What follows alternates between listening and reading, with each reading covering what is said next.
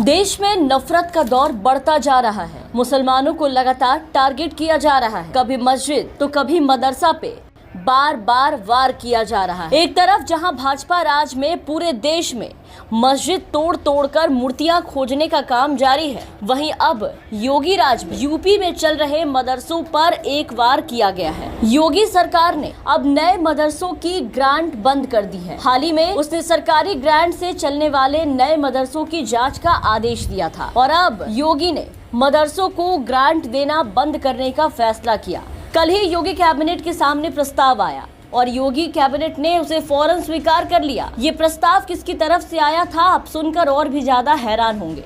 आपको बता दें कि ये प्रस्ताव उस शख्स दानिश आजाद अंसारी की तरफ से आया है जिसे मुस्लिम कोटे के नाम पर योगी मंत्रिमंडल में शामिल किया गया। बीजेपी में शामिल मुस्लिम नेता और मंत्री अपनी तमाम तरह की गतिविधियों और बयानों से पार्टी आलाकमान को खुश करने की कोशिश में जुटे रहते हैं और इस बार योगी सरकार को खुश करने के लिए उन्होंने कुछ ऐसा कर दिया जिसका सीधा असर मदरसे में पढ़ने लिखने वाले बच्चों पर पड़ेगा। पूर्व की अखिलेश यादव सरकार की नीति को खत्म करते हुए मुख्यमंत्री योगी आदित्यनाथ ने यह फैसला लिया है कि नए मदरसों को अब कोई भी अनुदान नहीं मिलेगा। नए मदरसों की फंडिंग रोकने का फैसला योगी सरकार द्वारा राज्य के मदरसों में सभी छात्रों और शिक्षकों के लिए कक्षाएं शुरू करने से पहले राष्ट्रगान गाना अनिवार्य करने के एक सप्ताह के ये भीतर आया है। आपको याद दिला दे कि राष्ट्रगान आदेश 12 मई को लागू किया गया था और आज ये आदेश, ये फरमान आया है कि योगी सरकार की तरफ से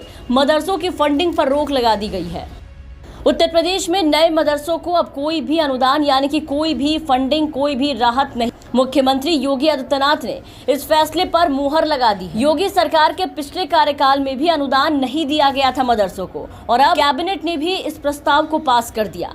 अखिलेश यादव सरकार की तरफ से 2013 में बनाई गई नीति को योगी आदित्यनाथ सरकार ने पूरी तरीके से खत्म कर दिया है।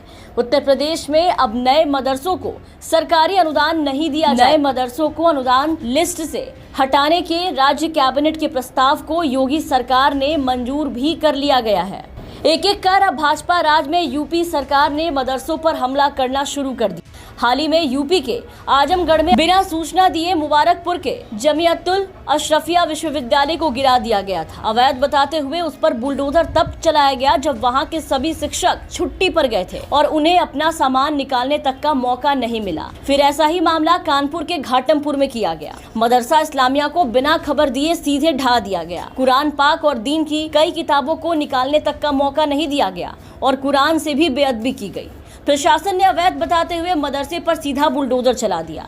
इतना ही नहीं, मदरसे के जिम्मेदाराना कहते रहे पहले हमें अपनी दीन की किताब निकालने दीजिए, लेकिन प्रशासन ने उन लोगों की एक नहीं सुनी, कोई भी बात नहीं सुनी और बुलडोजर चला दिया। इससे ये साफ पता चलता है कि योगी राज में शासन के साथ साथ प्रशासन भी खूब गुंडागर्दी कर रहा है। अगर मदरसा अवैध था भी तो क्या प्रशासन इतना मौका नहीं देगा कि धार्मिक स्थल से जुड़ी चीजों को पहले निकाल लिया।